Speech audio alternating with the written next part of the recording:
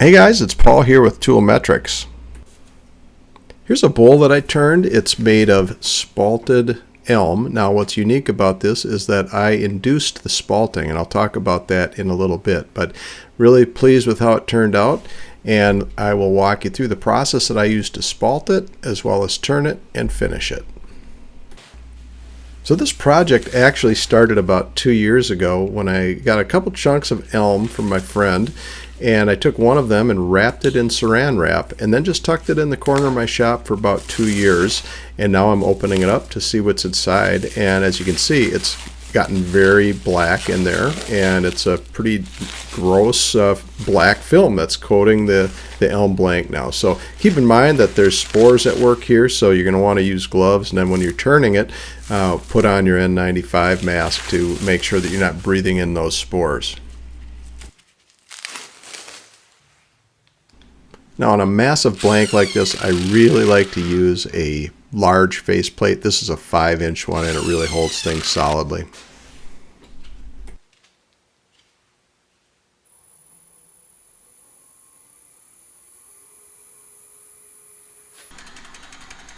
Just getting started here with some easy peeling cuts. While this thing is so out of round, just going to gently go at it and try to flatten out the bottom of the bowl.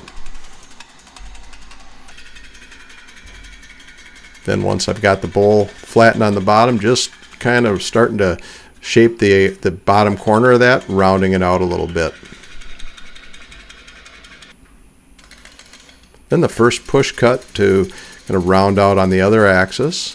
This is a gnarly piece of wood and very out of balance, but the push cut is a great way to just kind of glide through the wood and start to get things round.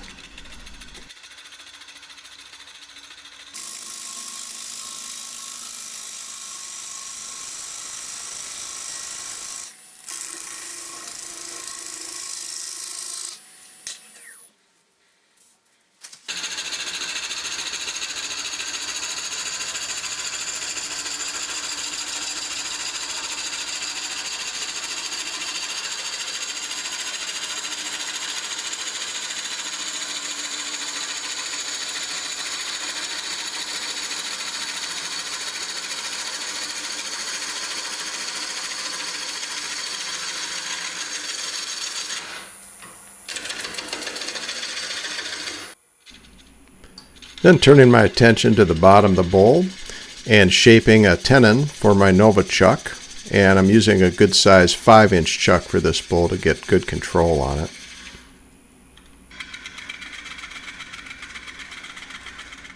And some push cuts to round out that bottom corner again, just continuing to refine the shape as I go.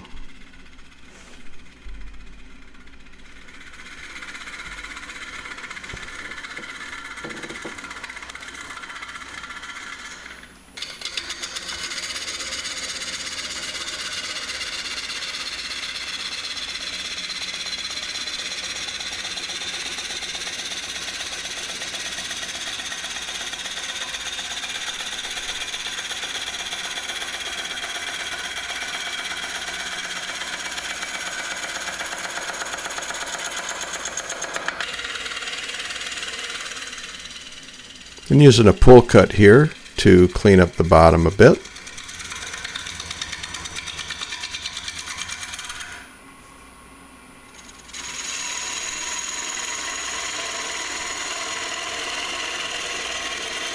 And back to the push cut. This is a good way to use all of the sharpened edges on the gouge.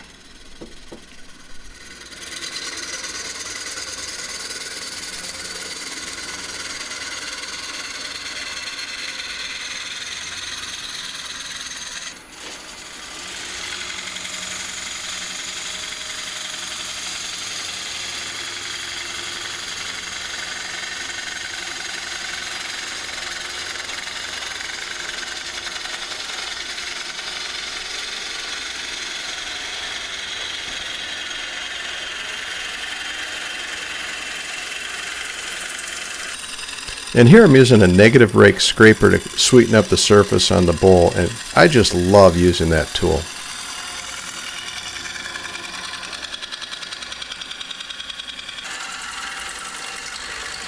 Then I flipped the bowl around, mounted it on the chuck, flattened the top of the bowl using some peeling cuts, now working on the rim, and then it's just going to be a matter of scooping everything out once that rim is defined.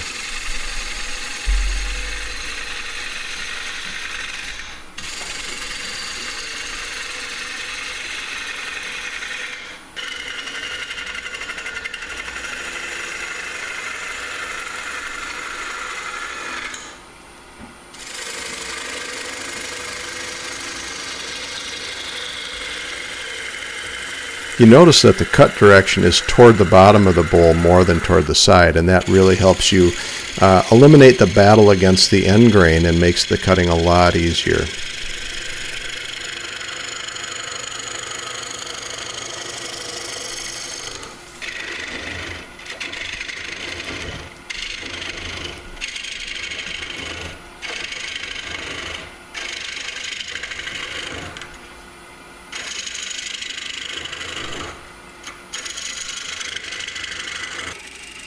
This is another favorite part of the turning project, is cleaning up the bottom. Here I'm using the Ashley Harwood signature bowl bottom gouge, and that thing just does an amazing job of creating a smooth surface on the bottom of a bowl. Then back to the negative rake scraper on the inside of the bowl to clean things up.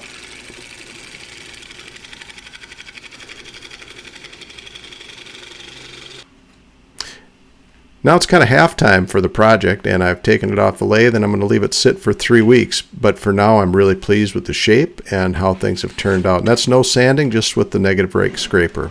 So 3 weeks later, things have dried nicely, completely dry. And now we find there's a little bit of a crack. So that's not a problem, especially since it didn't crack all through the rim. So we can fix that up really easily by just mixing up some quick set epoxy. I'm using some black dye here to kind of tie in with the theme of the spalting in the bowl. Just going to mix that up really thoroughly and then smear it on good across the crack on both the outside and inside, and forcing as much down into that crack as I can. And then just a little bit of sanding and it's going to clean it right up. No problem at all.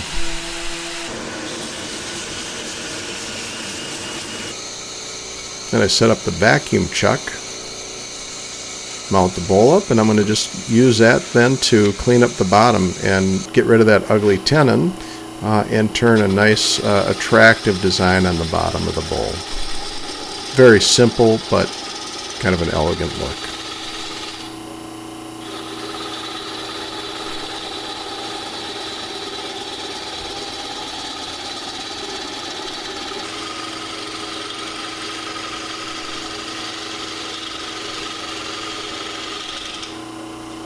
This style of bowl bottom is the way that Ashley Harwood taught us to do it in her class, and I really like it.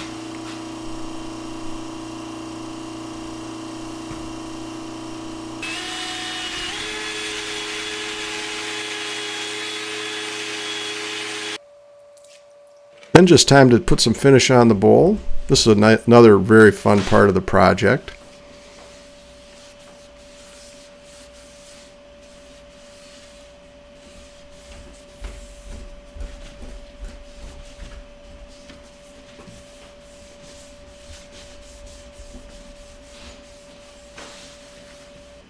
And that's it. Thanks for watching. Let me know if you have questions down below. I love to talk about bowl turning, so fire away.